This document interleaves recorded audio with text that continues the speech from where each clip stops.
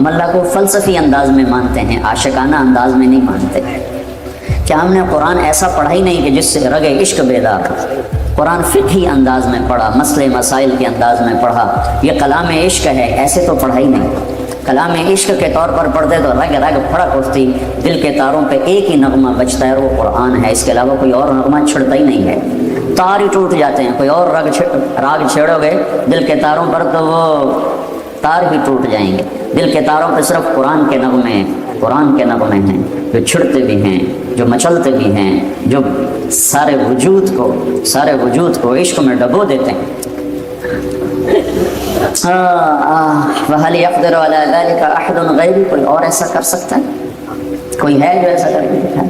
پھر وَجَعَلْتُ لَكَ حَنَانًا فِي صَدْرِ، پہلے میں قرآن پڑھ رہا تھا، اب یہ قرآن نہیں ہے، اب یہ حدیث بتا رہا ہوں۔ وَجَعَلْتُ لَكَ حَنَانًا فِي صَدْرِ أَبَوَيْكَ، میں تیرے دو ہستیاں تیرے لیے بے قرار کرتا ہوں، تیرے ماں باپ کو تیرے لیے پریشان کرتا ہوں۔ لا یاکلان حتی تشبع ولا ینامان حتی ترقد، تو کھائے نہیں وہ کھا نہیں سکتے، تو سوئے نہیں وہ سو نہیں سکتے۔ کسی کا بچہ روئے تو سر میں درد ہوتا ہے، اپنا بچہ روئے تو سینے میں درد ہوتا ہے۔ یہ فرق کیسے ہے؟ یہ اوپر سے ہے کہ اللہ دلوں میں محبت ڈال دیتا ہے، یہ ذاتی نہیں ہوتی، اللہ ڈالتا ہے۔ وَإِن كَادَتْ لَتُبْدِي بِهِ لَوْلَا أَن رَّبَطْنَا عَلَىٰ قَلْبِهَا وَلِتَكُونَ مِنَ الْمُوقِنِينَ، کیا قربان جاؤں، اللہ کیا کیا قصے سناتے۔ وَحَرَّمْنَا عَلَيْهِ الْمَرَاضِعَ، موسیٰ علیہ السلام فرعون کے گھر میں آئے، اب انہوں نے دودھ پینا چھوڑ دیا، ساری عورتیں آ کے تھک گئیں، نہیں پیا، تو ان کی بہن نے کہا هَلْ أَدُلُّكُمْ عَلَىٰ أَهْلِ بَيْتٍ يَكْفُلُونَهُ وَهُمْ لَهُ نَاصِحُونَ، ایک گھر والے کا پتہ بتاؤں، ایک گھر والوں کا پتہ بتاؤں وہ اس کو پلا سکتے ہیں، تو بتاؤ۔ تو اب موسیٰ علیہ السلام کی ماں کو بلایا گیا، موسیٰ علیہ السلام کی ماں نے ان کو اپنے ہاتھوں میں صندوق میں ڈالا، دریا میں بہایا، اور انتہائی پریشان کہ اب یہ بچے گا، مرے گا، کدھر جائے گا، کیا حال ہوگا۔ تو ان ساری کیفیتوں کے بعد ماں نے بچے کو دیکھا، تو آپ کا کیا خیال ہے، ماں کے چہرے پر تاثر نہیں آئے گا؟ وہ اپنے ماں ہونا چھپا سکتی ہے؟ کتنے کو بناوٹ کر لے گی، کتنے کو اداکاری کر لے گی۔ باد ان ہوا کا صبرت ام لم تصبرا وبکاک ان لم یجر دمعک او جرا کم غر صبرک وابتسامک صاحبا لما رأى وفي الحشا ما لا يرى امر الفؤاد لسانه وجفونه فكتبنه وكفى بجسمك مخبرا۔ وہ کہتا ہے اگر تو اپنے جذبے چھپا بھی لے تو تیرے دل کے آنے والا تاثر کیسے چھپے گا؟ اگر تو اسے بھی چھپا لے تو تیرے آنسوؤں کا کیا علاج ہے؟ اور اگر تو آنسو بھی چھپا لے تو تیرے وجود کا گھل جانا، ہڈیاں بن جانا، اس کا کیا علاج ہے؟ تو عشق چھپا نہیں سکتا۔ ماں اپنی ممتا چھپا سکتی؟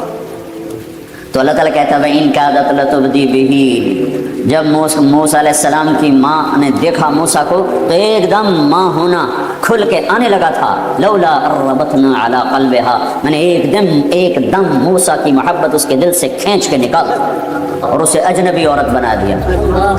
کیوں دیکھ رہے؟ ماں ایسے دیکھتی۔ تو ماں باپ سمجھتے ہیں شاید ہم اپنی طاقت سے اولاد سے محبت کرتے ہیں، اللہ ہے۔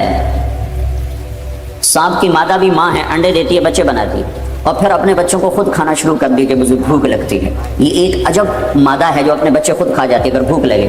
تو سانپ کا بچہ پیدا ہوتا ہی بھاگنے کی کوشش کرتا ہے، اور یہ صفت اگر اللہ نے مادہ سانپ میں نہ رکھی ہوتی تو تمہارے سڑکوں پہ بھی سانپ پھر رہے ہوتے، وہ جب اسے بھوک لگتی تو اب نہیں کھا جاتی۔ تو ماں ہونے سے محبت نہیں آتی، اللہ محبت ڈالتا ہے۔ لولا ربطنا علی قلبها، کہ میں نے اس کے دل کو باندھ دیا اور اسے پتھر بنا دیا، اور وہ پتھرائی نظروں سے موسیٰ کو دیکھ رہی، اور فرعون دیکھ رہا تھا چونکہ فرعون کو شک پڑ چکا تھا، تو ہر آنے والی کے چہرہ وہ پڑھ رہا تھا کہ جو ماں ہوگی وہ پتہ چل جائے گا۔ تو ماں کا پتہ چلنے کو تھا کہ اللہ نے کھینچ کے رکھ دیا، محبت نکال کے وہ کھینچ دی۔ پھر اللہ کہتا ہے فَهَلْ يَقْدِرُ عَلَىٰ ذَلِكَ أَحَدٌ غَيْرُكَ، کوئی اور ہے تیری محبت پیدا کر سکے؟ نہ تیرے پیشاب دھونا، تیرے پخانے اٹھانا کوئی آسان کام تھا؟ کیوں اٹھائے، کیوں دھوئے پیشاب، کیوں لے کر پھرے ڈاکٹروں کی طرف، کیوں بھاگے پھرے، کیوں منتیں مانگی، کیوں مرادیں مانگی، کیوں دعائیں مانگی، کیوں بیت اللہ کے پردے پکڑے؟ کہ اللہ نے کہا میں کرتا ہوں، میرے سوا کوئی کر نہیں سکتا۔ تو اس اللہ کا یہ پیغام ہے کہ جب میں نے یہ سب کچھ کیا ہے تو بھی تو کچھ کر، کہ تو میری مان کے چل، یہ تمہاری اولاد ہے، تو میں نے کان سے پکڑ کے تو یہ کرو، یہ نہ کرو، یہ کرو، یہ نہ کرو۔ تو آگے کوئی ہیل حجت کرے تم کہتے چپ رہو، جو کہا جو ہے وہ کرو، جو کہا جا رہا ہے وہ کرو، تم ابھی چھوٹے ہو تمہیں پتہ نہیں۔ یہی کچھ اللہ مجھے کہتا ہے کہ میرے بندے وہ کر جو کہہ رہا ہوں، شراب نہ بیچ، سود پہ کام نہ کر، یہ نہ کہے شراب نہ بیچوں تو کام کیسے کروں، کوئی یہ نہ کہے نماز کیسے پڑھوں میں تو ڈیوٹی پہ ہوتا ہوں، کوئی یہ نہ کہہ سکے کہ میں روزہ کیسے رکھوں میں تو محنت مزدوری کرتا ہوں، کوئی یہ نہ کہہ سکے میں پردہ کیسے کروں میں تو اوسلو میں رہتی ہوں، میں کیسے پردہ کروں میں تو پردہ نہیں کر سکتی، میں تو اوسلو میں رہتی ہوں۔ یہاں سر نیزوں پہ چڑھ گئے اور بدن ٹکڑے ٹکڑے ہو گئے اور یہ پیغام سنا دیا کہ دین یوں زندہ کیا جاتا ہے۔ جنوب کے شہر میں سر بیچتے تھے مفت دیوانے، ادا کرنے یہی خوش رسم ہم بازار میں آئے، یہ یوں نمازیں پڑھ کے دکھائیں۔ سورج نصف النہار، سورج سر پہ یوں ڈھلا اور ظہر کا وقت داخل ہوا تو امام حسین علی مقام نے اپنے جھنڈے بردار زہیر رضی اللہ تعالیٰ عنہ، 3 جھنڈے تھے، ایک زہیر کے پاس، ایک بھائی عباس کے پاس، ایک حبیب کے پاس، زہیر رائٹ پر، عباس درمیان میں، حبیب لیفٹ پر۔ تو زہیر کو بلا کر فرمایا ان سے کہو ہمیں نماز پڑھنے کے لیے تھوڑی مہلت دے دو، نماز کی اب بھی ضرورت ہے، اب بھی ضرورت ہے، اب تو جنت تیار ہو چکی ہے، اب تو حوریں باہیں پھیلائے کھڑی ہیں استقبال کرنے کے لیے، جنت کے دروازے کھل چکے ہیں، اب ضرورت کیا ہے نا؟ ہاں ہے اوسلو والوں کو پیغام دینا ہے کہ زیر خنجر بھی یہ پیغام سنایا ہم نے، اوسلو والوں کو پیغام دینا ہے کہ تم 100 میں 2 بھی نمازی نہیں رہ چکے ہو، کوئی 100 میں 1 ٹوٹا پھوٹا نمازی پڑھتا نظر آتا ہے، انہیں پیغام دینا ہے کہ یوں نمازیں پڑھی جاتی ہیں، نہ بھی پڑھتے تو جنت تیار تھی۔ جنگ سے پہلے اونگ آ گئی، آنکھ کھلی تو ہنسنے لگے۔ بہن زینب نے پوچھا بھائی کیوں ہنسے ہو؟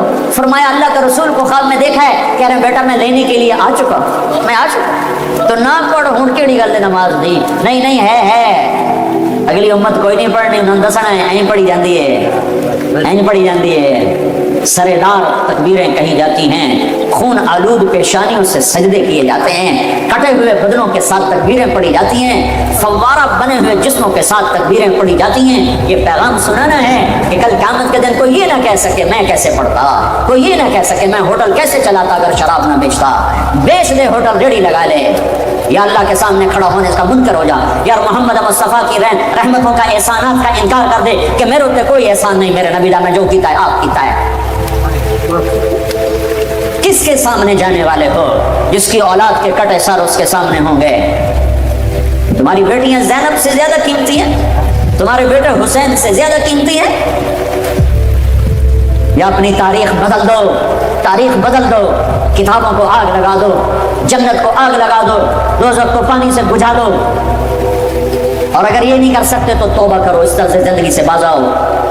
یہ ہلاکت کا راستہ ہے، یہ جنت کا راستہ نہیں ہے، یہ راہیں ادھر نہیں جاتی جدھر اللہ ملتا ہے، یہ چند دن کی دنیا ہے، تو کہ حرص و حوث کو چھوڑ میاں، مت دیس بدیس پھیرے مارا، قذاق اجل کا لوٹے ہے دن رات بجا کر نقارا، کیا بدیا بھینسا بیل شتر، کیا گونی پلہ سر بھارا، کیا گیہوں چاول موٹ مٹر، کیا آگ دھواں اور انگارا، سب پھاٹ پڑا رہ جائے گا جب لاد چلے گا بنجارا، اجل ہی نے چھوڑا نہ کسرا نہ دارا، اسی سے سکندر صفاتے بہارا، ہر ایک لے کے کیا نہ حسرت سے نارا، پڑا رہ گیا سب یوں ہی ٹھاٹ سارا، جگہ جی لگانے کی دنیا نہیں ہے، یہ عبرت کی جا ہے تماشا نہیں ہے۔ وہ تم تو راوی بھول گئے ہو، میں تو راوی سے ہر مہینے گزرتا ہوں، وہ راوی کے کنارے ایک ٹوٹا سا مکان ہے، جن کو بھی جہاں شب کی سیاہی کا سما ہے، کہتے ہیں یہ آرام گہے نور جہاں ہے، نور جہاں خود ظلمتوں میں سوئی پڑی ہے۔ زہیر نے گھوڑا آگے بڑھایا اور شمر سے کہا جنگ روکو ہمیں نماز پڑھنے دو، اس نے کہا ہم تمہیں نماز میں بھی زندہ نہیں چھوڑ، قتل کرے تمہیں نماز میں بھی قتل کرے، نماز کی کوئی چھٹی نہیں ہے۔ تو انہوں نے واپس آ کے عرض کی حضور وہ نماز کی اجازت نہیں دے رہے، تو آپ کہتے چلو ٹھیک ہے لڑو مرو، کہ نہیں اوسلو والوں کو پیغام دینا ہے، وہ سوئے پڑے ہیں، کہ نہیں آدھے ان سے جنگ کرو اور آدھے اللہ اکبر کہو، آدھے صفیں بناؤ اور آدھے ان سے ٹکراؤ۔ 25 آدمی 20 تو شہید ہو چکے تھے ظہر تک۔ یہ ایسے نمازی دھرتی نے کبھی نہیں دیکھے، آسمان نے کبھی نہیں دیکھے، فرشتوں نے کبھی نہیں دیکھے کہ اپنے خون سے وضو ہو رہا ہے کہ کربلا کی مٹی سے تیمم ہو رہا ہے، خون آلود پیشانیوں کے ساتھ، فوارہ بنے بدنوں کے ساتھ، ٹوٹے پھوٹے اعضاء کے ساتھ، اللہ اکبر۔ جب انہوں نے تکبیر پڑھی ہوگی تو آسمان پہ کیا ہلچل مچی ہوگی، جب انہوں نے سجدوں میں سر رکھا ہوگا تو دھرتی نے کیا کیا غصے دیے ہوں گے۔ تم کرم کے ہی غلام بن کے رہ گئے ہو، ہائے ہائے ہائے ہائے۔ یہ بھی کوئی زندگی؟ اسلام آباد پلاٹ لینا ہے تو گھر بناونا ہے، اس واسطے میں ہوٹل چلاونا ہے، میں شراب بیچنی ہے، میں پیچھا گھر بناونا ہے۔ قرآن دسترخوان ہے جس پہ رنگا رنگ کے کھانے چنے ہوئے ہیں، کہیں توحید کے، کہیں رسالت کے، کہیں نماز کے، کہیں روزے کے، کہیں ذکر کے، کہیں تلاوت کے، کہیں عبادت کے، کہیں حقوق اللہ کے، کہیں حقوق العباد کے۔ پورا دسترخوان ہے جو رمضان میں اترا ہے، یہ قرآن کا مہینہ ہے۔ ساری آسمانی کتابیں رمضان میں۔ رمضان کو رمضان کیوں کہتے ہیں؟ چودھری رمضان ہے۔ رمضان کو رمضان کیوں کہتے ہیں؟ رمضان کا مطلب ہے جل جانا، جل جانا، جل جانا۔ رمضان یار مودو جل جانا۔ تو رمضان کو رمضان اس لیے کہتے ہیں کہ اس میں 330 دن میں جو مردوں عورتوں نے گناہ کیے ہوتے ہیں، اللہ ہر روزے کے بدلے میں ان گناہوں کو جلاتا جاتا ہے، جلاتا جاتا ہے، جلاتا جاتا ہے۔ جب آخری دن آتا ہے تو تمام گناہوں سے روزے والا پاک ہو کے باہر نکل جاتا ہے۔ اس لیے اس مہینے کا نام رمضان رکھا گیا، جل جانا، جل جانا۔ کیا جلتا ہے؟ ایک گناہ جلتے ہیں، دوسرا کیا جلتا ہے؟ ایک نفس جلتا ہے۔ جب اس کو بھوک اور پیاس ستاتی ہیں تو پھر وہ اس کے اندر جو غلاظتیں جمع ہیں وہ جلتی ہیں، وہ جلتی ہیں۔ اور مادی طور پر بھی کیا جلتا ہے؟ پورے جسم میں جو فاسد مادے ہیں وہ جلنا شروع ہوتے ہیں، بشرطے کہ روزہ ہو۔ ایسا نہیں کہ سحری ہضم نہیں ہوتی تو افطاری اتنی کھاتے ہیں، افطاری اتنی کھاتے ہیں کہ وہ ہضم نہیں ہوتی تو سحری آ جاتی ہے، سحری اتنی کھاتے ہیں کہ وہ ہضم نہیں ہوتی تو افطاری آ جاتی۔ اگر کوئی 2-4 گھنٹے بھوک ستائے تو پھر سارا جسم اوورآل ہو جاتا ہے، سارا جسم نیا بن جاتا ہے اور روح میں روشنی پیدا ہوتی ہے۔ روزہ اللہ سے جڑنے کا سبب ہے۔ الصوم لی وانا اجزا بہ، روزہ میرے لیے اور روزے کا بدلہ میں خود، نماز کا بدلہ جنت، ذکر کا بدلہ جنت، ایمان کا بدلہ جنت، تلاوت کا بدلہ جنت، تعلیم و تعلم کا بدلہ جنت، اور روزے کا بدلہ اللہ نے کہا روزے کا بدلہ میں خود ہوں، روزے کا بدلہ میں خود ہوں، وانا اجزا بہ۔ اور یہ قرآن دسترخوان ہے جس میں ایک اور چیز بھی چنی ہوئی ہے جسے تم اور میں بھلا چکے ہیں، وہ ہے ھذا بلاغ للناس، یہ پیغام ہے لوگوں کو پہنچانے کے لیے، یہ پیغام ہے لوگوں کو پہنچانے کے لیے۔ تبلیغ کا کام اس ایک آیت پر چل رہا ہے، اور ایسے 400 آیات ہیں، 400 آیات ضمناً، صراحتاً، اشارتاً، جس میں اللہ اس امت کو یہ پیغام دے رہا ہے کہ تمہارے نبی کے بعد کوئی نبی نہیں ہے، اب میرا قرآن اوروں تک پہنچانا تمہارے ذمے ہے۔ ایک آدمی کہتا میں تو ان پڑھ آدمی، میں قرآن کیا پہنچاؤں گا؟ بہت آسان، قرآن کا علمی انداز میں پہنچانا اور اس کا وہ ایک اور حکم ہے، قرآن کی تعلیمات کو پہنچانا ایک اور حکم ہے، قرآن کا خلاصہ لوگوں تک پہنچانا ایک اور حکم ہے۔ ساری آسمانی کتابوں کا خلاصہ ہے قرآن، اور سارے قرآن کا خلاصہ ہے سورۃ فاتحہ، اور سورۃ فاتحہ کا خلاصہ ہے ایاک نعبد و ایاک نستعین، صرف تیری بندگی، صرف تیرے آگے سوال۔ اگر میں اعجاز صاحب سے کہتا ہوں بھائی اعجاز صاحب آپ صرف اللہ کی بندگی کرو اور صرف اللہ سے مدد مانگو، تو میں نے سارے قرآن کی تبلیغ ان کو کر دی اور سارے قرآن کا پیغام میں نے ان کو پہنچا دیا۔ تبلیغ علماء کا کام نہیں ہے، تبلیغ عوام کا بھی کام ہے، علماء کا بھی کام ہے، یہ صرف علماء کا کام نہیں ہے۔ ہاں مسائل بتانا، علمی رموز اسرار بتانا، حدود شریعت بتانا، یہ علماء کا کام ہے، لیکن تبلیغ تو سب کا کام ہے، سارے امت۔ میں گورنمنٹ کالج لاہور میں پڑھتا تھا، ہمارے کالج کا لڑکا تبلیغ کیا کرتا تھا، کوئی عالم نہیں تھا، ایم اے آنرز کر رہا تھا، اس نے پورے پنجاب یونیورسٹی میں ٹاپ کیا اور گولڈ میڈل لیا، بنگالی تھا، اس میں پاکستان 70 کی بات۔ پھر اس کے بعد وہ کیمبرج یونیورسٹی گیا، وہاں اس نے اکنامکس میں PhD کی اور ٹاپ کیا، گولڈ میڈل لیا۔ وہ اکیلا لڑکا سارے کالج میں تبلیغ کرتا ہے۔ اقبال ہاسٹل ایسے چوکور بنا ہوا ہے، اس کے برآمدے میں وہ پھرتا ہوتا تھا اور ایک ایک لڑکے کی محنت کرتا تھا، اور لڑکے اس کے اوپر چھلکے پھینکتے، پانی پھینکتے، ہوٹ کرتے، مذاق اڑاتے، اوے صوفی، اوے ملا، اوے فلانے، اوے فلانے، اور وہ سب قسم کے ان کو دعوت۔ میں نے خود ایک دفعہ اسے اپنے کمرے سے یوں دھکا دے کے نکالا کہ جے تو آئندہ میرے کمرے سے بڑا ہے میں تیری ٹنگا باندھ دوں گا، لیکن ایک ہفتے کے بعد وہ پھر میرے پاس پہنچا ہوا تھا۔ یہ تبلیغ ہے۔ کسی کو تم اوے کر دو نا تو تم سے موت تک بائیکاٹ کر کے رکھ دو گا، تو ہیں کون میں نے اوے آکھنا دا۔ ہاں، اور نبی کیا کرتے ہیں؟ وہ پاؤں پڑتے ہیں، وہ ممبر پہ بیٹھ کے صرف تقریر نہیں کرتے میری طرح کے ممبر پہ تقریر کی اور چھٹی، وہ لوگوں کے پیچھے پھرتے ہیں۔ ھذا بلاغ للناس، یہ ایک اعلیٰ چیز دسترخوان پہ چنی ہوئی ہے، یہ پیغام ہے ھذا ھذا ھذا، یہ پیغام ہے بلاغ بلاغ بلاغ، پہنچانے کے لیے کدھر للناس، لوگوں کو پہنچانے کے لیے۔ کیسے پہنچائیں؟ مسجد میں کوئی آتے نہیں، کتاب کوئی پڑھ، میرے والد صاحب رحمۃ اللہ علیہ بڑے ذمہ دار تھے اور کچھ دینداری بھی تھی، تو وہی مجھے نا بزرگوں کی کتابیں دیتے، بیٹا یہ کتابیں پڑھو، کتابیں پڑھو. ان کو نظر آتا تھا اس کو میں نے لاہور بھیجا ہے تو یہ الٹا سیدھا ہو گیا ہے، صحیح راستے پر نہیں ہے. 11 سال میری عمر تھی جب مجھے میرے ابا نے لاہور بھیج دیا کہ میں میڈیکل سائنس پڑھوں اور ڈاکٹر بنوں. آگے اللہ نے میرا مقدر کچھ اور کیا تھا. تو میں جب کبھی گھر آتا تو مجھے کہتے یہ کتابیں پڑھ. اور میں 2 صفحے پڑھنے کے بعد میری ہمت جواب دے جاتی میں کہ میرا تو دلی کو نہیں پڑھنے تو میں کیسے پڑھوں. تو میں ابے کے آگے کتاب رکھ کے بیچ میں ناول رکھ کے پڑھتا رہتا تھا. میرا ابا ہاں چنگا پتر چنگا کام کیتے جاتا ہے تو میں پتہ نہیں کی پڑھی جاتا. تو اب کتاب کوئی پڑھنے والا نہیں، مسجد میں کوئی آنے والا نہیں، کسی عالم کی محفل میں کوئی آنے والا نہیں، درس میں کوئی آنے والا نہیں. لاکھوں کروڑوں مسلمان ہیں جن کا مسجد سے کوئی تعلق نہیں. انہیں تم مسجد والا کیسے بناؤ گے گشت کے سوا؟ جب تک تم جاؤ گے نہیں تمہارے کیسے بنے گے؟ میرے پاس آئے تو میں ممبر پر بیٹھا. اگر میں کسی کلینک میں بیٹھا ہوں تو میرا بھائی دل کا ڈاکٹر ہے بڑا اچھا. ہذا بلاغ للناس، یہ پیغام ہے پہنچانے کے لیے، لہذا اسے پہنچائیں کہ بھائیو اللہ کی مان لو، بہنوں اللہ کی مان لو، اور اللہ کے سامنے ہاتھ پھیلاؤ، کسی اور کے آگے نام پھیلاؤ. اس کو سیکھ لو. یہ پڑھنے سے، میں تو مدرسے میں پڑھاتا بھی ہوں، تبلیغ میں بھی جاتا ہوں. 10 مدرسے اللہ میرے ذریعے سے چلا رہا ہے. میں اپنے طلبہ سے بھی کہتا ہوں بچوں تم پڑھ رہے ہو، سیکھ نہیں رہے ہو. پڑھنا اور ہے، سیکھنا اور ہے. میں تمہیں صبر کا مطلب پڑھاتا ہوں، سکھاتا نہیں ہوں، کیونکہ صبر کی گھاٹیوں سے گزر کے سیکھا جاتا ہے. تقوی کی گھاٹیوں سے گزر کے سیکھا جاتا ہے. توکل پڑھنے سے نہیں آتا، توکل کی گھاٹیوں سے گزر کے آتا ہے. درگزر پڑھنے سے نہیں آتا، درگزر کرنے سے درگزر آتا ہے. تبلیغ میں ان صفات کو سیکھا جا رہا ہے. اس لیے 6 بر اعظم میں یہ محنت پھیل گئی. نہ کوئی اس میں خطیب ہے، نہ کوئی بڑا علامہ ہے، عام مسلمان ہیں، لیکن دنیا کے آخری کنارے تک اللہ تعالیٰ نے دعوت کی آواز کو پہنچایا. ھذا بلاغ للناس، اس ایک آیت کی بنیاد پر لوگ سال کے لیے، میرا اپنا بیٹا سال کے لیے نکلا ہوا ہے کہ باپ کب چاہے گا کہ اس کی اولاد اس کی آنکھوں سے اجل ہو. چلو میں تو باپ ہوں، میرا اتنا زیادہ بچوں سے تعلق نہیں بن سکا کہ میں پھرتا رہا بہت زیادہ، لیکن ماں تو ہر بچوں کے ساتھ اٹیچ ہے. ماں کیسے چاہتی کہ میرا بچہ سال کے لیے میری نظروں سے دور ہو جائے؟ یہ قربانیاں ہیں.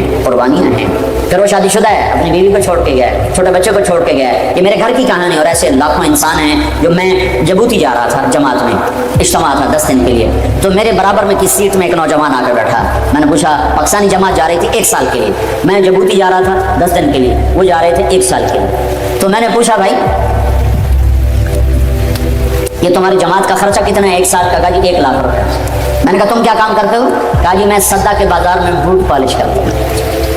تو تم نے 1 لاکھ روپیہ کہاں سے لیا؟ کہا جی میرے پاس 3 جوڑے کپڑے تھے، ٹوٹل میرا سرمایہ 3 جوڑے، ایک پہننے کا 3 علاوہ. تو میں نے وہ 3 جوڑے 600 روپے میں بیچ دی. اور وہ میں نے کہا یا اللہ میری اوقات یہ 600 روپے ہے، اگر تو مجھے لے جانا چاہتا ہے تو میں تیرے نام کو لے کے جانا چاہتا ہوں، مجھے لے جا. نہیں لے جانا چاہتا تو مجھے قرضہ تو کوئی نہیں دینے والا، میں تو غریب آدمی ہوں. کہ مجھے نہیں پتا میرے اللہ نے کہاں سے میرے لیے لاکھ کا انتظام کیا. مجھے میرے امیر نے کہا تیرے پیسوں کا انتظام ہو گیا ہے اور میں سال کے لیے جا رہا ہوں. یہ عجیب و غریب نمونہ وجود میں ہے کہ اپنی جیب پر زد ڈال کے اپنے بھی بچوں کو چھوڑ کر 4 مہینے سال کے لیے دور دراز ملکوں میں جانا کہ ایک آدمی میرے اس سفر میں کوئی ایک نوجوان نمازی بن جائے، کوئی ایک نوجوان کسی ایک سنت پہ عمل کر لے تو میرے سارے سفر کی قیمت ادا ہو.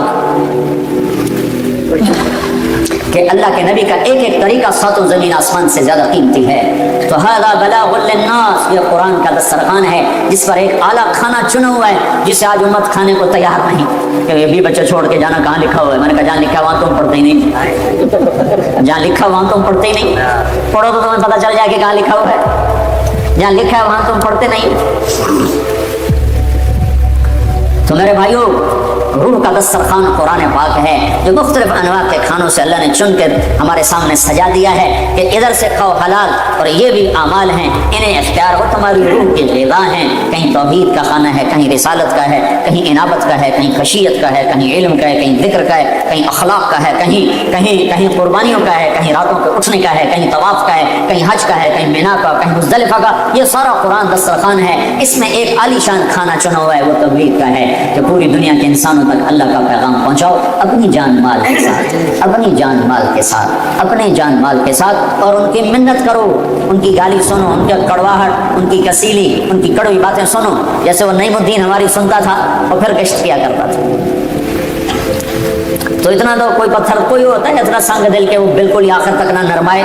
تو میں نے تو ایک دفعہ اس کو کمرے سے دھکا دے کے نکالا, اگلی دفعہ تو میں شرما گیا. میں انسانیت بھی کوئی چیز ہے. اچھا جی فرماؤ جی. کہا جی مسجد چلو. میں کہا چلو بھائی.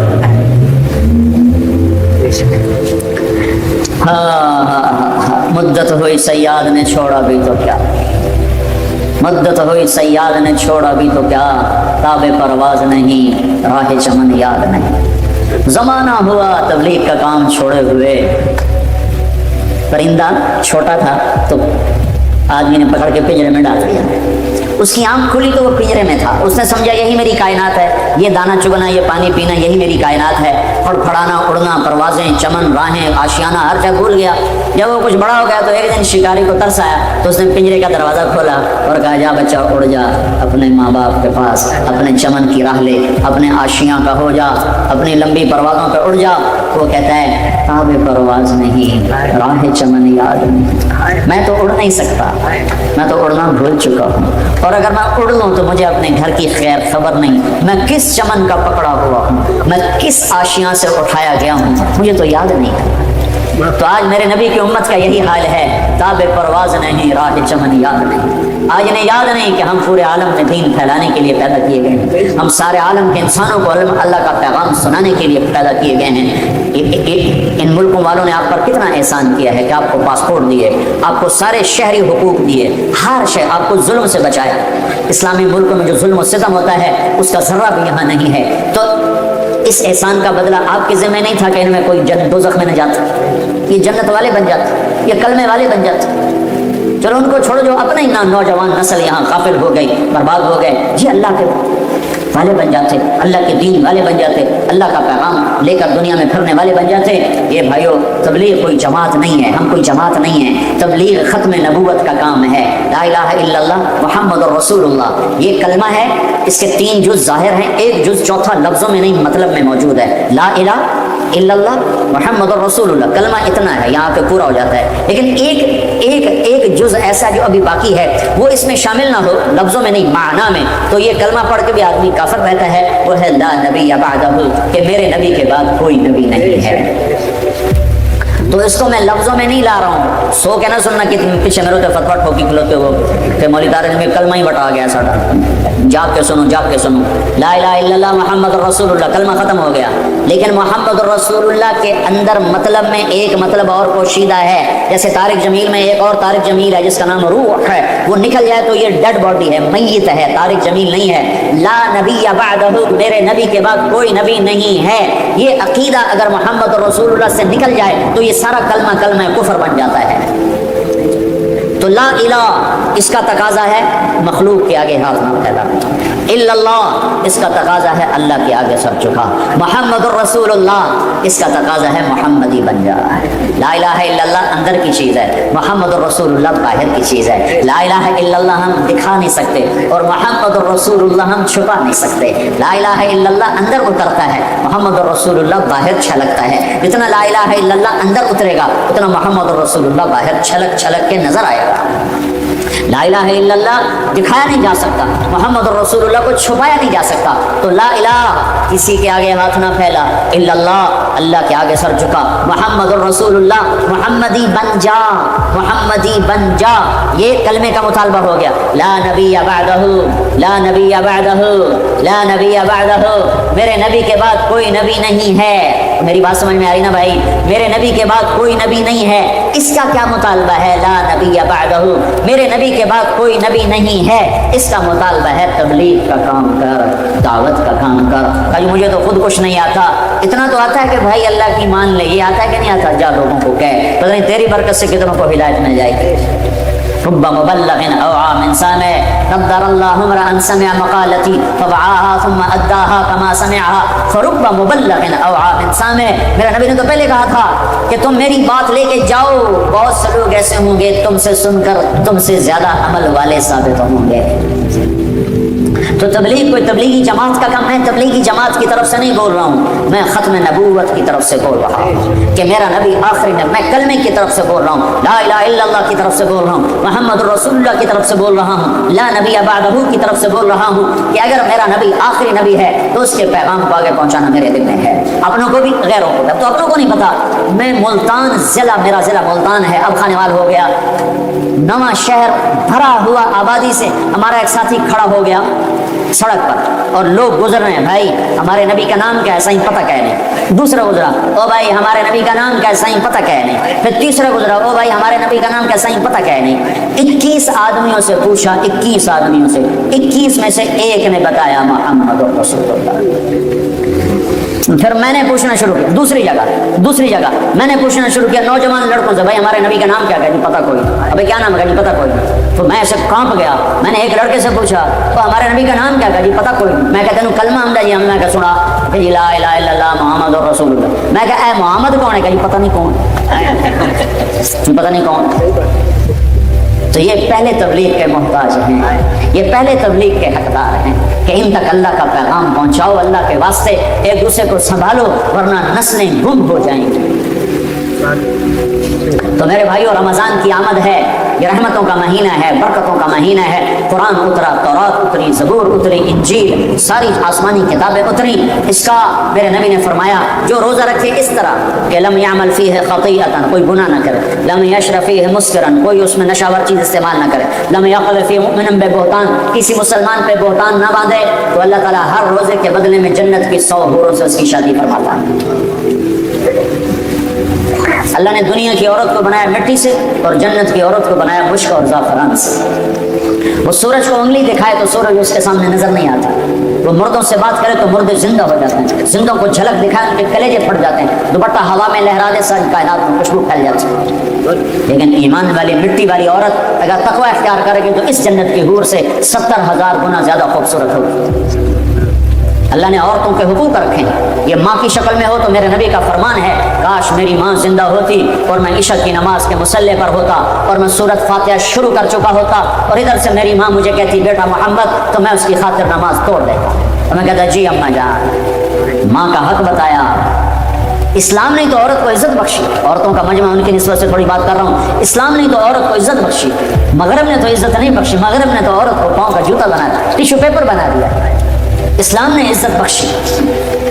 اس کا پہلا روپ بیٹی ہے، یہ بیٹی کے روپ میں آئے اور اس سے پہلے چلے جاؤ۔ اللہ نے آدم علیہ السلام کو بنایا، مٹی کٹھی کرو، مٹی کٹھی ہو پانی ڈالو، بوندھ چھوڑ دی، وہ کالی ہو گئی، بلبلے چھوڑنے لگی، پتلا بناؤ، کیسے بنائے؟ ایسے بناؤ، بنا دیا، چھوڑ دو۔ ننگا پتلا آدم کا 40 سال پڑا، ہوائیں چلتی رہی، دھوپ پڑتی رہی، خشک ہو گیا، روح ڈالی، کپڑے پہنائے، جنت میں ڈال دیا۔ اگر اللہ چاہتا تو ہوا کا پتلا بھی ساتھ بنا دیتا، مٹی کٹھی کر کے گھندوا کے اور پتلا بنا کے ننگا ساتھ ہی ڈال دیتا، تو ننگا پتلا تو مرد کے لیے کشش کوئی نہیں، فرشتوں کو کیا ہو؟ اور بے پردگی تھی کوئی نہیں کہ تھا ہی کوئی نہیں، بے پردگی کس سے تھی؟ تھا ہی کوئی نہیں، تو دونوں پتلے ساتھ ساتھ بنتے، آدم کا بھی حوا کا بھی، دونوں ننگے ہوتے، پھر دونوں میں روح ڈالتا، پھر دونوں کو کپڑے پہناتا، پھر دونوں کو جنت میں ڈالتا۔ نا نا نا نا، ایک تو انتظار کروا کے چیز عطا فرمائی اللہ نے کہ بڑی چیز کو ایویں نہیں دیا جاتا، کچھ تھوڑا سا مشقت میں ڈال کے دیا جاتا ہے۔ تو اللہ نے زندگی کا ساتھی آدم کو دیا، جنت آپ ہی دے دی اور حوا کا انتظار کروایا، جنت کا انتظار نہیں کروایا، حوا کا انتظار کروایا۔ پھر مٹی نہیں اکٹھی کی، پتلا نہیں بنایا، پانی نہیں ڈلوایا اور اسے ننگا نہیں ڈالا، بلکہ آدم کو سلا دیا، فرشتوں کی آنکھوں پہ پردہ ڈال دیا۔ جب آدم علیہ السلام کی آنکھ کھلی ہے تو اپنے پہلو میں ایک عورت کو مکمل لباس میں پردے میں پایا ہے، پہلے دن سے عورت کو عزت سے بنایا ہے، کہا آدم تیری پسلی سے نکالا ہے۔ ادھر الٹے ہاتھ کی پسلی سے کیوں نکالا ہے؟ کہ ادھر دل ہے، کہ عورت ہر روپ میں دل میں جگہ پکڑتی ہے، ماں، بیٹی، بیوی، بہن، دادی، خالہ، جس روپ میں ہے اس کا مقام دل کے قریب ہے، دل سے دور نہیں ہے۔ اور اللہ تعالیٰ نے آدم علیہ السلام کو انتظار کروایا، اور آدم علیہ السلام کو جنت اچھی نہیں لگ رہی تھی، کلے گھبرے پھر آئے، ہوا دیکھی تو خوش ہوئے، کہنے کہ یا اللہ کون تیری بیوی؟ آدم علیہ السلام کال کی تھی کون ہے؟ تو اللہ تعالیٰ کا مہر تو ادا کر، مہر تو ادا کر۔ کہنے کہ کیا مہر ہے؟ کہ میرے آخری نبی پر ایک درود پڑھ دے، یہ مہر ہے، یہ مہر ہے اس کا۔ مردوں میں سب سے خوبصورت کون ہے بھائی؟ یوسف۔ یوسف علیہ السلام مردوں میں سب سے خوبصورت ہیں، اور عورتوں میں سب سے خوبصورت ہے اماں حوا۔ حوا تمام مستورات جتنی پیدا ہوں گی، جتنی پیدا ہوئی، ان سب میں خوبصورت ترین عورت حضرت حوا ہے۔ پہلے دن عزت سے پیدا کیا، پردوں میں بٹھا کے پیدا کیا، اور بیوی بنا کے ساتھ رکھا، اور حقوق رکھے۔ اگر بیٹی پیدا ہو تو میرا نبی فرماتا ہے 3 بیٹیوں کی شادی کر دو تو جنت واجب ہو، 10 بیٹوں کی شادی کرو تو جنت واجب کوئی نہیں، 3 بیٹیوں کی شادی کرو تو جنت واجب ہوگی۔ تو ایک صحابی نے پوچھا یا رسول اللہ 3 نہ ہو 2 ہو، تو 2 کی شادی کرو تو جنت۔ ایک نے کہا یا رسول اللہ اگر 2 نہ ہو، 1 ہی بیٹی ہو اور آگے کوئی سلسلہ بھی نہ ہو، تو آپ نے کہا 1 بیٹی کی شادی کر دو تو جنت واجب۔ یہی بہن بن جاتی ہے، بیٹی سے بہن بنتی ہے، بھائی آتا ہے۔ تو میرے نبی نے فرمایا جس کو اللہ نے 2 بہنیں عطا فرمائی، 2 بہنیں، اور انہوں نے اس کا حق ادا کیا، حق کہ بھائی بہنوں کا حق مار جاتے ہیں، ماں باپ کی وراثت میں سے بہنوں کو نہیں دیتے۔ یہ ایسے ہی حرام ہے جیسے شراب بیچنا حرام ہے، جیسے سود کھانا حرام ہے، ایسے ہی بہنوں کا حق کھا جانا ایسے ہی حرام ہے جیسے چوری حرام ہے۔ یہ بہنوں کا چور ہے، اس کی چوری کی جس کے ساتھ مل کے ایک چھاتی کا دودھ پیا، ایک تھالی پیالی میں کھایا اور پیا، ایک چھت تلے جس کے ساتھ زندگی گزاری، یہ اس کی چوری کر گیا ہے۔ جس نے اپنی بہنوں کا حق مارا اس کا رزق حرام ہو گیا۔ میں اپنے استاد صاحب کی خدمت میں جن سے میں نے تفسیر پڑھی، شہد لے کر گیا 76-77 کی بات، برائمنڈ مرکز میں مدرسہ ہے، مولانا جمشید صاحب۔ میں نے کہا حضرت یہ شہد لایا ہوں۔ کہاں سے لائے ہو؟ کہا جی میرے اپنے باغ کا ہے۔ میں نے کہا میں نے خود توڑا، باغ میں لگا تھا آم کا۔ میں نے کہا جی میرے اپنے باغ کا ہے۔ تو مجھ سے فرمایا تیرے باپ نے اپنی بہنوں کو زمین میں سے حصہ دیا تھا؟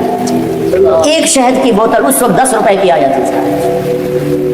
اور کتنا گہرا سوال کیا، یہ نہیں کہا ماشاءاللہ جزاک اللہ، یہ نہیں کہا تیرے باپ نے اپنی بہنوں کو زمین میں سے حصہ دیا تھا؟ اگر دیا تھا پھر تو یہ شہد حلال ہے، اور اگر نہیں دیا تھا تو سارا ہی حرام ہے، تو میں نہیں لوں گا، یہ مطلب تھا۔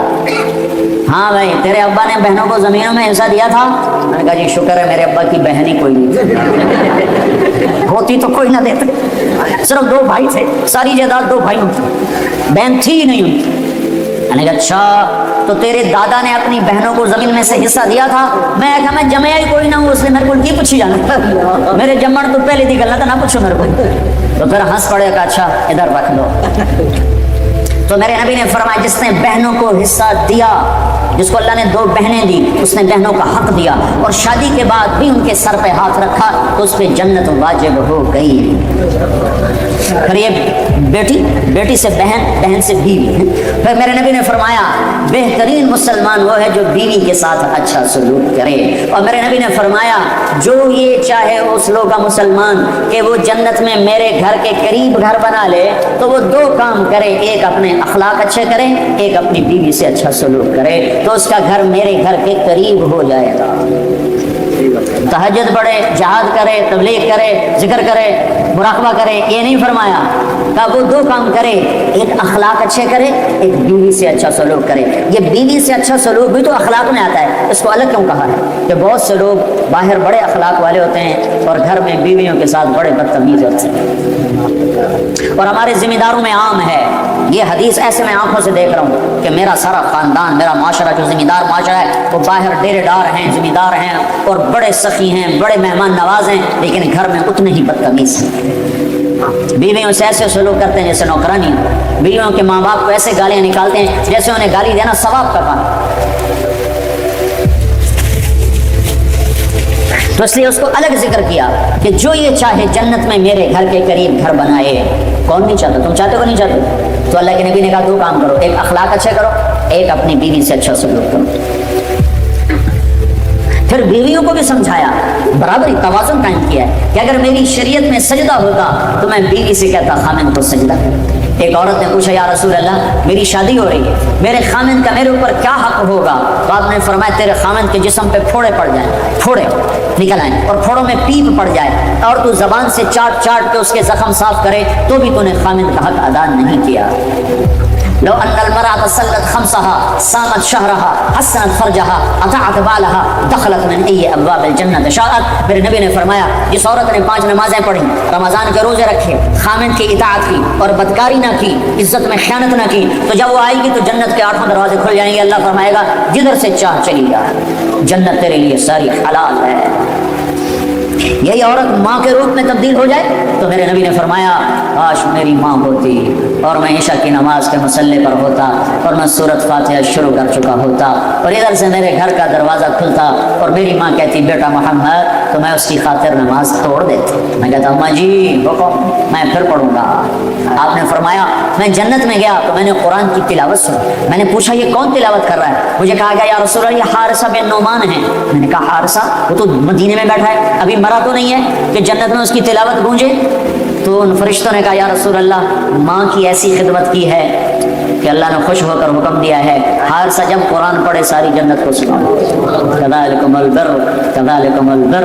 میرے نبی نے کہا ماں باپ کی خدمت یہی ہوتی ہے، یہی ہوتی ہے. آپ نے کہا عمر تیری زندگی میں ایک شخص آئے گا یمن سے، اس کا نام ہوگا اویس، اس کا قبیلہ ہوگا عامر اور اس کا خاندان ہوگا کرن اور اس کا رنگ ہوگا کالا اور اس کا قد ہوگا درمیانہ اور اس کی کمر پہ ہوگا سفید داغ. جب وہ آئے تو اس سے دعا کروانا عمر تو عمر، میرے بعد کوئی نبی ہوتا تو عمر ہوتا.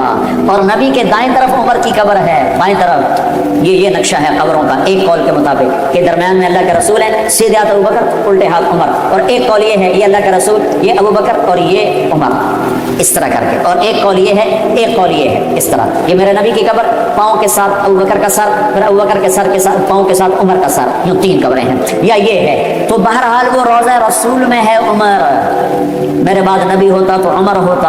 اور آپ مسجد میں داخل ہوئے، آپ کے ادھر ابوبکر تھے ادھر عمر تھے، تو آپ نے دونوں کے ہاتھ پکڑ لیے اور آپ نے کہا دیکھو دیکھو مجھے دیکھو، قیامت کے دن میں ایسے اٹھایا جاؤں گا کہ ادھر میرے ابوبکر ہوگا اور ادھر میرے عمر ہوگا. تو اسے کہا جا رہا عمر اویس سے دعا کروانا. یا رسول اللہ وہ اویس سے کیوں کرواؤں؟ کہ اس نے ماں کی ایسی خدمت کی ہے، جب وہ ہاتھ اٹھاتا ہے تو اللہ اس کے ہاتھ خالی نہیں لوٹاتا. تمہاری مائیں ذلیل ہوتی پھرتی ہیں اور تم یہاں جانتے بھی نہیں ماں ہوتی کیا ہے. یہاں تو سب کراؤن جانتے ہیں، کراؤن.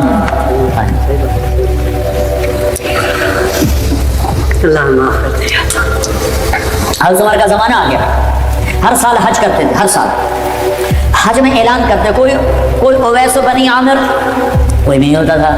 ایک سال گزرا تو آپ نے حج میں سارے حاجی اکٹھے کر دیے، جبل ابی قبیس کے سامنے کھڑا کر دیا. کہا بھائی سارے کھڑے ہوئے، کہا بھائی یمن والے کھڑے رہو باقی سارے بیٹھ جاؤ.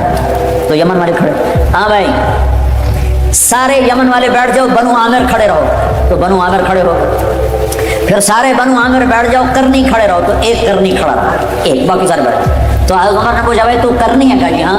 کہا تو اویس کو جانتا؟ جی جانتا، میرا سگا بھتیجا ہے، میرے سگے بھائی کا بیٹا، پر وہ تو پاگل سا ہے، آپ اس کا کیوں پوچھ رہے ہیں؟ تو حضرت عمر رونے لگے، کہنے کہ پاگل وہ نہیں تو ہے. یہ بتا وہ حج میں آیا ہے؟ کہا جی آیا ہے. کدھر ہے؟ کہا جی وہ اس وقت اونٹ چرانے جاتا ہے عرفات کی طرف. تو آپ نے حضرت علی کو ساتھ لیا اور دوڑ لگائی. گئے تو اویس کرنی ایک درخت کے نیچے نماز پڑھ رہے اور اونٹ ان کے چاروں طرف چل رہے. تو یہ دونوں حضرات آ کے بیٹھ گئے. انہوں نے دیکھا کچھ لوگ آ گئے تو انہوں نے نماز مختصر کر دی. تو انہوں نے پوچھا، حضرت عمر نے پوچھا بھائی کون ہو؟ کہا جی مزدور ہوں. کہا تیرا نام کیا ہے؟ کہا جی اللہ کا بندہ عبداللہ. کہا بھائی وہ نام پوچھ رہا ہوں جو تیری ماں نے تیرا رکھا ہو. وہ کہنے کا تو میرا انٹرویو کیوں لے رہا ہے؟ ان کو نہیں خبر کہ یہ عمر ہیں، دو تابعین میں سے دیکھا بھی نہیں، پہلی دفعہ حج پر آئے ہیں. تو حضرت علی بول پڑے کہ بھائی یہ امیر المومنین ہیں عمر بن خطاب اور میں ہوں علی بن ابی طالب. تو وہ پھر ایسے کہا کہ میں معافی چاہتا ہوں، میں نے آپ کو نہیں پہچانا، میں آپ کو بھی سلام پیش کرتا ہوں اور آپ کو بھی سلام پیش کرتا ہوں، میرا نام میری ماں نے اویس رکھا. حضرت عمر نے کہا کپڑا ہٹاؤ اپنی کمر سے. تو سے کمر سے کپڑا ہٹایا تو سفید نشان تھا. تو کہا ہاتھ اٹھا اور ہم دونوں کے لیے دعا کریں. وہ رونے لگے، میں آپ تو میں آپ قدموں کی خاطر میں آپ کے لیے کیسے دعا کروں؟ کرنی پڑے گی. ہمارے نبی نے ہمیں کہا تھا کہ تیری ماں کی خدمت نے تجھے وہاں تک پہنچا دیا ہے کہ تو یوں کرتا ہے تو اللہ لبیک کہتا ہے. صرف نماز روزے کا نام اسلام نہیں ہے. اور بھی دکھ ہیں زمانے میں محبت کے سوا، راحتیں اور بھی ہیں وصل کی راحت کے سوا۔ اخلاق کا بہت بڑا باب ہے جس کو امت نے بھلا کے رکھا۔ انسانی حقوق تو پائمال ہو گئے، تباہ ہو گئے۔ تو حضرت عمر نے دعا کروائی، پھر انہوں نے ہاتھ اٹھائے اور دعا کی ان کے لیے۔ یہ ماں ہے، ہر روح میں عورت معزز اور محترم ہے۔ میں سن 2000 میں حضرت آمنہ کی قبر کی زیارت کے لیے گیا تھا، میں نے ڈھونڈا قبر مبارک کو۔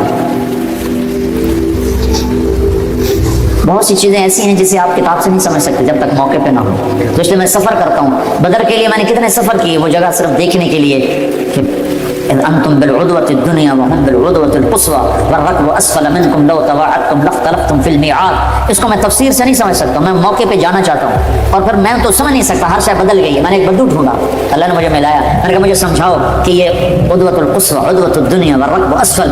تو بہت سی چیزیں ایسی ہیں بے شمار، کتاب تو اتنا سا دیتی ہے، اتنا سا سفر کرنا پڑتا ہے۔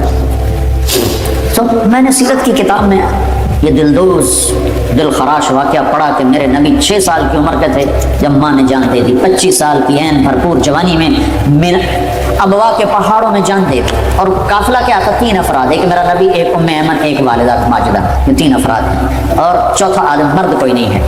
تو میں وہ جگہ دیکھنا چاہتا تھا۔ تو سن 2000 میں عمرے سے فارغ ہو کر ایک عرب دوست سے میں نے کہا مجھے کوئی جیپ دو جو پہاڑوں کے اندر جا سکے، تو اس نے مجھے ٹرک جیسی جیپ دے دی۔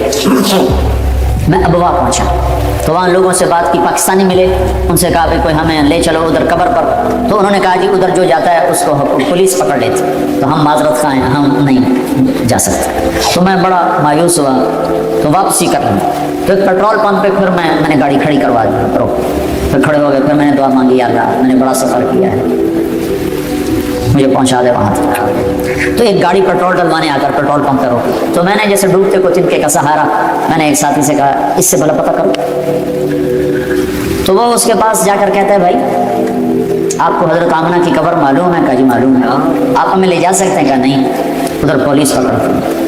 آپ کہاں سے آئے ہیں؟ کہا جی ہم پاکستان سے ہیں۔ اچھا تمہارا نام کیا ہے؟ کہا جی سلمان، یہ افضل، وہ میں گاڑی میں بیٹھتا ہوں، وہ اس کا کیا نام ہے؟ ابھی اللہ کا بھی نظام چلا رہا ہے۔ کہنے لگا وہ اس کا نام طارق جمیل۔ وہ ایسے طارق جمیل وہ جس کی کیسٹیں چلتی ہیں، یہ وہ ہے؟ ہاں یہ وہی ہے۔ اچھا اس کی کیسٹ تو میں ابھی اپنی گاڑی میں سن رہا ہوں، میں تمہیں لے چلتا ہوں۔ نے گاڑی وہاں لاک کی اور ہمارے ساتھ بیٹھ گئے۔ کو 5 کلومیٹر ہم سڑک پہ چلے، پھر اندر اترے اور 5 کلومیٹر اندر، 5-10 مجھے بھی یاد نہیں ہے۔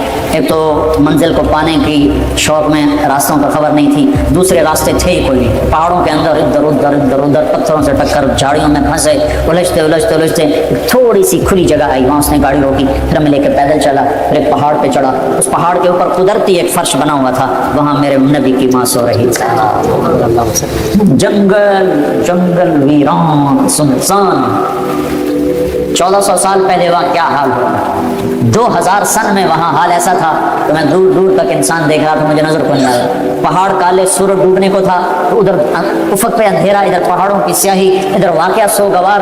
میں نے بڑے بڑے سفر کے، میں بیت اللہ کے اندر 2 دفعہ داخل ہوا ہوں، لیکن میری وہ کیفیت نہیں بنی جو حضرت آمنہ کی قبر پہ میری حاصل ہے۔ ہائے ہائے کاش تم دیکھو جا، تمہیں اوسلو کی وادیوں میں کیا خبر، تمہارے نبی نے کیا کیا دکھ دیکھے۔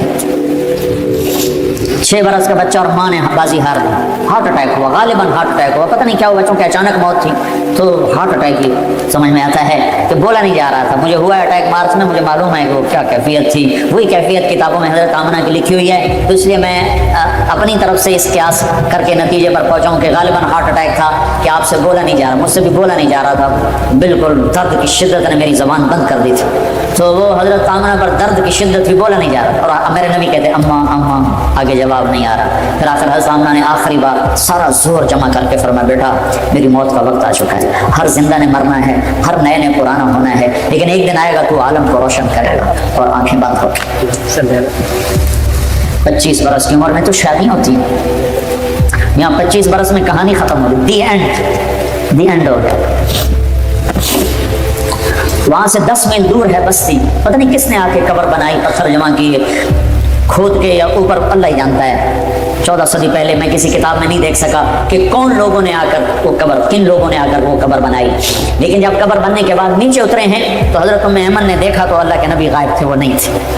तो उन्हें इधर उधर देखा, लोगों के अंदर आग नहीं है, तो उन्हें पीछे मुड़ के देखा तो ऊपर से रोने की आवाज़ आ रही थी। तो उम्मे ऐमन पीछे गई हैं तो अल्लाह के नबी माँ की कब्र पर यूं लेटे हुए थे और कब्र को यूं जब मारा हुआ था। और जब वो करीब गई हैं तो सुना तो आप कह रहे थे, मेरी माँ तुझे मालूम है ना, तेरे सिवा मेरा कोई नहीं। वाह या रसूल, बाप तो देखा ही नहीं। 6 साल की उम्र में माँ भी उठी, कहा माँ तुझे मालूम था ना तेरे सिवा मेरा कोई ना था, तू मुझे छोड़ के क्यों चली? मैं तेरे बगैर मक्के नहीं जाऊंगा, मैं तेरे साथ जाऊँ। ये माँ से बातें हो रही, अब नहीं पता कि यहाँ बस मुक गई कहानी। तो उम्मे ऐमन ने पकड़ा, का मेरे बेटे उठो, का नहीं माँ, ये भी माँ है, इन्होंने भी दूध पिलाया, मेरे नबी को 8 औरतों ने दूध पिलाया है, उम्मे ऐमन भी। तो कहा नहीं अम्मा मुझे छोड़ दो, मैं अपनी माँ के बगैर नहीं जाऊँगा। ज़बरदस्ती खींचा है अल्लाह। मैंने ये किस्सा हज़ारों दफ़ा सुना है, हज़ारों दफ़ा, और मैं हर दफ़ा रोता हूँ। वरना आदमी 2-4 दफ़ा सुना के आंसू खुश्क हो जाते हैं, लेकिन मेरे हर दफ़ा आंसू ताज़ा हो जाते हैं कि मैंने पढ़ा नहीं, मैंने वो जगह देखी, मैंने सफ़र किया, उसकी वहशत समझते हैं तो वो क्या दुख भरी घाटी थी जो वहाँ मेरे नबी पर आई। और जब आपने हज का सफ़र किया, कितने साल गुजर चुके? करीब 56 साल गुजर चुके हैं। 56 साल के बाद आपने हज का सफ़र किया है, तकरीबन 57 साल, 63 साल की उम्र में हज हो रहा है, हज के बाद इंतकाल हो रहा है। 6 बरस की उम्र थी, 57 साल गुजर चुके हैं। और आपने अबवा के रास्ते से मदीने से मक्के का सफ़र किया, और जब माँ की कब्र के पास पहुँचे तो खैमे लगने थे अबवा के आगे जाकर वादी में, शहर में, लेकिन आपने अबवा की बजाय माँ की कब्र पर कहा इधर ही खैमे लगा दो। 60-70 हज़ार का मजमा था, और सबके खैमे लगाकर फिर आप अपनी माँ की कब्र के सराने तशरीफ़ लाए, और यूँ बच्चों की तरह घुटने उठा के हाथ यहाँ रख के और सर घुटनों में दे के ऐसे छोटे बच्चे की तरह रोए, जैसे छोटा मासूम बच्चा नहीं रोता, यूं घुटनों में सर दे के हूं करके आपके रोने की आवाज़ दूर तक आ रही थी। अपनी माँ का गम 57 साल के बाद भी ताज़ा है। वो फरेब खुर्दशाही जो पला होकर रसों में, उसे क्या खबर के क्या है रहो रस्म शाह से।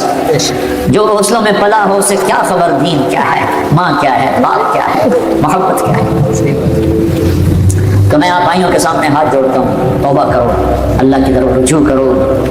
कितने हमारे मुल्क पे फितने आ रहे हैं, कभी हुक्मरानों के फितने, कभी आपस के फितने, कभी आसमान के फितने, दरवाजे खुले हुए हैं। ये तौबा ही एक हल है जिससे ये दरवाजे बंद हो सकते हैं। अगर अल्लाह दरवाजे बंद ना करे तो हम नहीं बंद करवा सकते। और वो उस वक्त उसकी पकड़ के फैसले वापस होते हैं जब लोग तौबा करते हैं इज्तिमाई तौर पर। तो हम सबको ज़रूरत है कि हम तौबा करें। नियत करते हो तौबा की, कहो या अल्लाह मेरी तौबा, फिर कहो या अल्लाह मेरी तौबा, फिर कहो या अल्लाह मेरी तौबा।